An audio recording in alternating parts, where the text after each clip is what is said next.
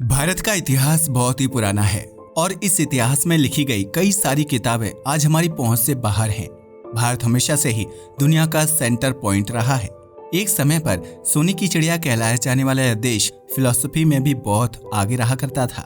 हम इंसानों ने आज से 10,000 साल पहले खेती की शुरुआत की थी और उसके 5,000 साल बाद दर्शन यानी फिलॉसफी की शुरुआत हुई थी। फिलॉसफी एक ऐसा सब्जेक्ट है जिसके लिए आपको किसी लैब या रिसर्च की जरूरत नहीं, बल्कि सिर्फ और सिर्फ अपने दिमाग और एकांत की जरूरत पड़ती है। इस सब्जेक्ट में उन सवालों के उत्तर ढूंढने की कोशिश की जाती है जो किसी भी तरह की साइंस भी नहीं ढूंढ सकती। फॉर एग्जाम्पल, हम यह जानते हैं कि एक एटम के अंदर न्यूक्लियस मौजूद होता है जिसमें प्रोटॉन्स और न्यूट्रॉन्स एक साथ बंधे होते हैं। इस न्यूक्लियस को इलेक्ट्रॉन नाम का एक नेगेटिवली चार्ज्ड पार्टिकल चक्कर लगाता है। विज्ञान की वजह से आज हम इस एटॉमिक स्ट्रक्चर को बहुत अच्छे से समझते हैं और हम इसे एक्सपेरिमेंटली वेरीफाई भी कर चुके हैं। लेकिन क्या आपने कभी यह सोचा है कि आखिर इलेक्ट्रॉन उस न्यूक्लियस का ही चक्कर क्यों लगाता है? आखिर क्यों इलेक्ट्रॉन जैसा ही है? हमारी ब्रह्मांड में इलेक्ट्रॉन है ही क्यों और इनकी फॉर्मेशन किस वजह से हुई? ये ऐसे सवाल हैं जिनका उत्तर देने से विज्ञान इनकार कर देता है और यहीं पर एंट्री होती है फिलॉसफी की। फिलॉसफी को अलग अलग कैटेगरीज में बांटा गया है, जिसमें सबसे इंटरेस्टिंग कैटेगरी को मेटाफिजिक्स कहा जाता है। फिलॉसफी की यह फील्ड ऐसे सवालों को उत्तर करने की कोशिश करती है जो फिजिक्स के परे हैं। भारत में भी कई महान फिलोसोफर्स हुए हैं, जिनमें से सबसे इम्पोर्टेंट शंकराचार्य को माना जाता है। फिलोसोफर्स के अलावा भारत का स्पिरिचुअल इतिहास भी बहुत पुराना है। कई हजार साल पहले भारत में ऐसी किताबों को लिखा गया था जिनकी मतलब को हम स्पष्ट रूप से आज समझ पा रहे हैं। महाभारत, रामायण, वेद और उपनिषद ऐसी ही किताबों का सबसे अच्छा उदाहरण है। The concept of multiverse. विज्ञान पिछली एक सदी से बहुत तेज तरक्की कर रहा है। पिछली 100 सालों में विज्ञान ने ऐसे ऐसे कॉन्सेप्ट्स को इंट्रोड्यूस किया है जिनके बारे में सुनने से ही रोंगटे खड़े हो जाते हैं। इन्हीं में से एक कॉन्सेप्ट का नाम है मल्टीवर्स। हम जिस ब्रह्मांड में रहते हैं उस ब्रह्मांड की शुरुआत आज से 13.8 अरब साल पहले हुई थी। लेकिन आपको जानकर हैरानी होगी कि ऐसे कई सारे वैज्ञानिक हैं जो यह मानते हैं कि हमारा ब्रह्मांड इकलौता ब्रह्मांड नहीं है। इसके अलावा भी कई सारे यूनिवर्स मौजूद हैं और इसके कुछ प्रूफ्स क्वांटम फिजिक्स में भी देखने को मिलते हैं। अब ऐसी चीजों को विज्ञान द्वारा डिस्कवर किया जाना कोई बड़ी बात नहीं है। विज्ञान में आधुनिक इंस्ट्रूमेंट्स और टेक्नोलॉजी का इस्तेमाल किया जाता है जो वैज्ञानिकों के ओवरऑल काम को बहुत आसान बना देती है। लेकिन क्या हो अगर मैं ये कहूँ कि मल्टीवर्स के कॉन्सेप्ट को आज से कई हजार साल पहले प्राचीन भारत की किताबों में ऑलरेडी बताया जा चुका है। यह बात सुनने में भले ही चौंकाने वाली लग सकती है, लेकिन यह एक सच्चाई है। आज के इस वीडियो में हम आपको उन्हीं किताबों की उन कहानियों के बारे में बताने वाले हैं जिनमें मल्टीवर्स का जिक्र किया गया था।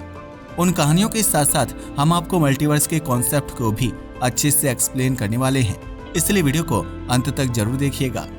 Brahma, Krishna and multiverse. जैसा कि आप सभी जानते होंगे कि हिंदू धर्म के मुताबिक इस ब्रह्मांड की क्रिएशन ब्रह्मदेव द्वारा की गई थी।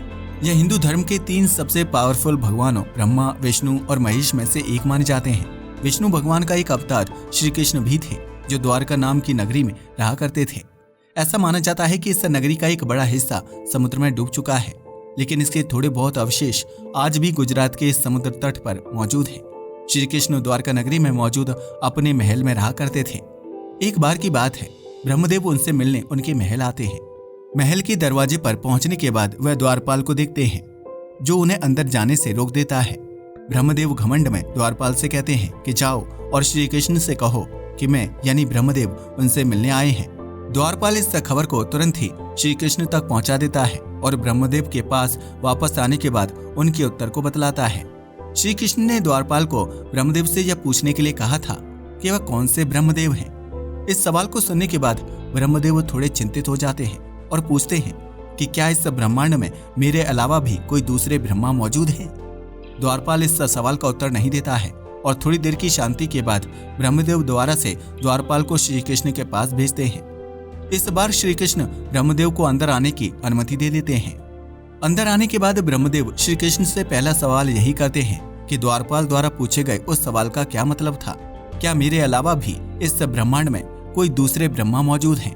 यह सवाल सुनने के बाद ही कृष्ण अपनी शक्तियों के जरिए अलग अलग ब्रह्माओं को महल में आमंत्रित करना शुरू कर देते हैं। उनमें से कुछ ब्रह्मा बहुत ही शक्तिशाली थे और उनमें से कुछ के पास 1000 से भी ज्यादा सिर थे।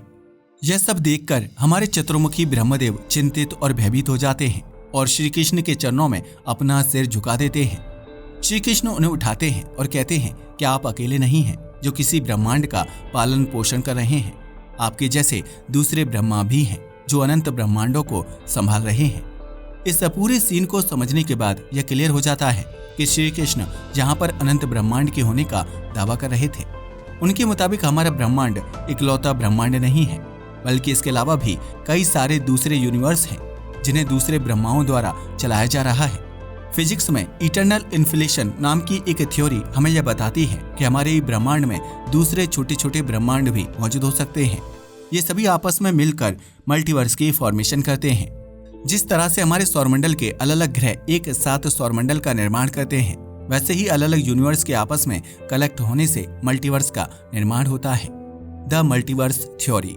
मल्टीवर्स थ्योरी के मुताबिक हमारा ब्रह्मांड अकेला नहीं है, बल्कि इसके साथ भी करोड़ों अरबों दूसरे ब्रह्मांड मौजूद हैं। क्वांटम फिजिक्स यह बताती है कि जब भी हम किन्हीं दो चीजों में एक चीज को चूज करते हैं तो रियलिटी डिवाइड हो जाती है और एक नए ब्रह्मांड की शुरुआत होती है। मान लीजिए आप बचपन से एक क्रिकेटर बनना चाहते थे, लेकिन अंत में आपको किसी कारणवश एक डॉक्टर बनना पड़ा। अब इस ब्रह्मांड में तो आप एक डॉक्टर हैं, लेकिन एक ऐसा भी ब्रह्मांड मौजूद होगा जहां पर आप क्रिकेटर ही बने होंगे। ऐसे ही जब भी आप किन्हीं दो चीजों में एक चॉइस करते हैं तो एक नए ब्रह्मांड की शुरुआत हो जाती है। यह सुनने में भले ही एक साइंस फिक्शन मूवी की स्क्रिप्ट लग रही हो, लेकिन यह क्वांटम फिजिक्स की सच्चाई है।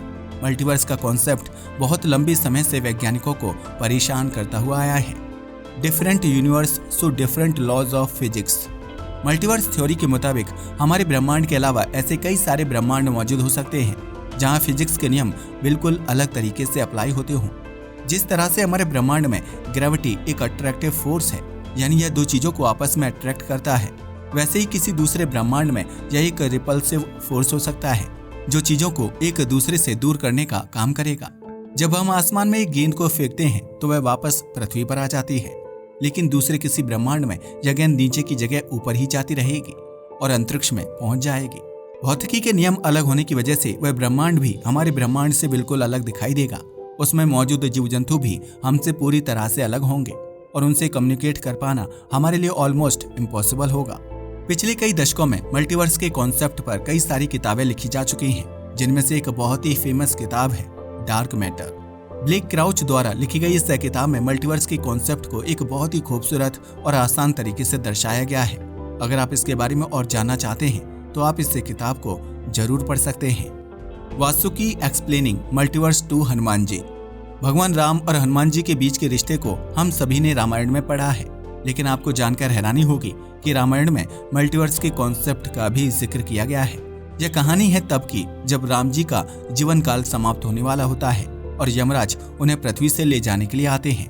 भगवान राम को यह बहुत अच्छे से पता होता है कि हनुमान जी के होते हुए उन्हें कोई भी पृथ्वी से नहीं ले जा पाएगा।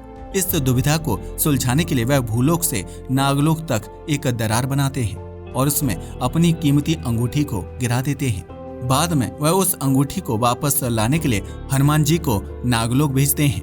नागलोक में जाने के बाद हनुमान जी वासुकी जी से मिलते हैं और उनसे कहते हैं कि वह भगवान राम की खोई हुई अंगूठी को ढूंढने के लिए आए हैं। वह वासुकी जी से सवाल करते हैं कि भगवान राम की अंगूठी कहाँ है। वासुकी जी इशारा करते हुए हनुमान जी को बताते हैं कि वहाँ उन्हें राम जी द्वारा गिराई गई अंगूठी मिल जाएगी।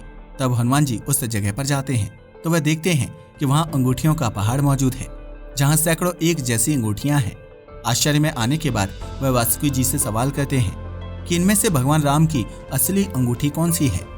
वासुकी जी उत्तर देते हैं कि यह सब अंगूठियां भगवान राम जी की ही हैं और ये सभी असली हैं। वह हनुमान जी को बताते हैं कि यह अंगूठियां अलग अलग ब्रह्मांडों से भगवान राम द्वारा गिराई गई हैं। इस पूरे व्याख्या से यह पता चलता है कि यहाँ पर मल्टीवर्स की बात की जा रही है। वह अलग अलग अंगूठियां अलग अलग ब्रह्मांडों से भगवान वासुकी के पास पहुंची थी। आपको जानकर हैरानी होगी कि वैदिक स्क्रिप्चर्स में इस बात को भी मेंशन किया जा चुका है कि रामायण अभी भी किसी ब्रह्मांड में घटित हो रही होगी। हमारे ब्रह्मांड में रामायण को हुए हजारों साल बीत चुके हैं, लेकिन मल्टीवर्स में ऐसे कई ब्रह्मांड मौजूद होंगे। जहाँ पर रामायण अभी भी घटित हो रही होगी। सिर्फ इतना ही नहीं, चौंकाने वाली बात तो ये है कि उनमें आने वाले परिणाम हमारे ब्रह्मांड से अलग हो सकते हैं। Another multiverse story from Ramayana. यह रामायण का इकलौता किस्सा नहीं है जिसमें मल्टीवर्स की चर्चा की गई है। जब भगवान राम वनवास जाने की तैयारी कर रहे थे, तब माता सीता उनसे पूछती हैं कि क्या वो भी उनके साथ आ सकती हैं। भगवान राम उन्हें मना कर देते हैं, लेकिन फिर वे उन्हें याद दिलाती हैं कि पिछली रामायणों में उन्होंने उन्हें साथ आने की अनुमति दी थी। इस बात से यह स्पष्ट रूप से पता चलता है कि यहाँ पर मल्टीवर्स की बात की जा रही थी। भगवान राम और माता सीता दोनों ही दूसरी रामायणों के बारे में जानते थे, यानी उन्हें काफी हद तक दूसरे ब्रह्मांडों की भी जानकारी थी। When माँ लक्ष्मी एक्सप्लेन्स मल्टीवर्स टू रानी लीला। एक समय की बात है, भूलोक यानी पृथ्वी पर पद्म नाम के एक राजा हुआ करते थे, जिनकी पत्नी का नाम था रानी लीला। एक युद्ध के दौरान राजा पद्म की मृत्यु हो जाती है और उनकी मौत के शोक को रानी लीला सहन नहीं कर पाती। वह अपने पति को वापस लाने की कोशिश करने लगती हैं और इसी दौरान वह माँ लक्ष्मी का ध्यान करने लगती हैं। कठोर तपस्या के बाद माता लक्ष्मी उनके सामने प्रकट होती हैं और रानी लीला अपने पति की मृत्यु के बारे में उन्हें बताती हैं। जब रानी लीला राजा पद्म को वापस लाने की मांग करती हैं, तो माता लक्ष्मी उन्हें बताती हैं कि यह प्रकृति के नियमों के खिलाफ है। किसी भी मृत व्यक्ति को वापस लाना प्रकृति के नियमों के साथ खेलना है और उन्हें ऐसा करने की मांग नहीं करनी चाहिए। हालांकि रानी लीला के दुख को देखने के बाद माता लक्ष्मी उन्हें यह दिलासा देती हैं कि उनके पति अभी भी कई दूसरे ब्रह्मांडों में जिंदा हैं। यह जानने के बाद भी रानी लीला का दुख खत्म नहीं होता। इसके निवारण स्वरूप माता लक्ष्मी रानी लीला को उन ब्रह्मांडों में ले जाती हैं जहां पर राजा पद्म अभी भी जिंदा होते हैं। उन्हें जिंदा देखने के बाद रानी लीला बहुत प्रसन्न होती हैं और धीरे धीरे उनका शोक कम होने लगता है। Many words interpretation of quantum mechanics. Hindu धर्म में लिखी गई इस कहानी में बहुत स्पष्ट रूप से मल्टीवर्स का वर्णन किया गया है। इसमें क्वांटम मैकेनिक्स के कॉन्सेप्ट को भी दर्शाया गया है, जिसे आज के वैज्ञानिक मैनी वर्ल्ड्स इंटरप्रिटेशन हाइपोथेसिस के नाम से बुलाते हैं। इस हाइपोथेसिस के मुताबिक हमारे ब्रह्मांड के अलावा दूसरे ब्रह्मांड तो मौजूद हैं ही, साथ ही में उनके अंदर घटित होने वाली घटनाएं भी बिल्कुल हमारे ब्रह्मांड जैसी ही हैं। बस फर्क इतना है कि उनमें चलने वाली टाइमलाइन हमसे अलग है। किसी ब्रह्मांड में आप जस्ट अभी पैदा हुए होंगे, तो किसी दूसरे ब्रह्मांड में आप अपनी मौत के बहुत करीब होंगे। किसी ब्रह्मांड में महाभारत की अभी शुरुआत भी नहीं हुई होगी और किसी दूसरे ब्रह्मांड में महाभारत को हुए अरबों वर्ष बीत चुके होंगे। क्वांटम मैकेनिक्स के इसी कॉन्सेप्ट को हिंदू धर्म के कई ग्रंथों में बताया गया है, जो आज से कई हजार साल पहले लिखी गई थी। अपने कल्चर को जानना और उनमें लिखी गई इंपॉर्टेंट चीजों को पढ़ना नॉलेज का एक बहुत ही अच्छा सोर्स है। ध्यान देने वाली बात यह है कि प्राचीन किताबों में लिखे होने से कोई चीज सच नहीं हो जाती, लेकिन इतना तो जरूर कह सकते हैं कि आधुनिक विज्ञान ने जिस मल्टीवर्स के बारे में अभी सोचना शुरू किया है, वो हमारे हिंदू धर्म ग्रंथों में पहले से ही लिखा हुआ है, जो एक सोचने वाली बात है। जबकि हम आज भी मल्टीवर्स की रियलिटी के बारे में कुछ नहीं जानते हैं। विज्ञान और धर्म दोनों में ही मल्टीवर्स से जुड़ी थियरीज मौजूद हैं, लेकिन उन थियरीज के पुख्ता प्रमाण आज भी हमारे पास नहीं है। वैसे आपको क्या लगता है कि मल्टीवर्स एक सच्चाई है या फिर मात्र एक रोचक कहानी? अपने विचारों को कमेंट सेक्शन में बताना मत भूलिएगा। आज के इस वीडियो के लिए बस इतना ही। वीडियो पसंद आया हो तो इसे लाइक और शेयर करें। धन्यवाद।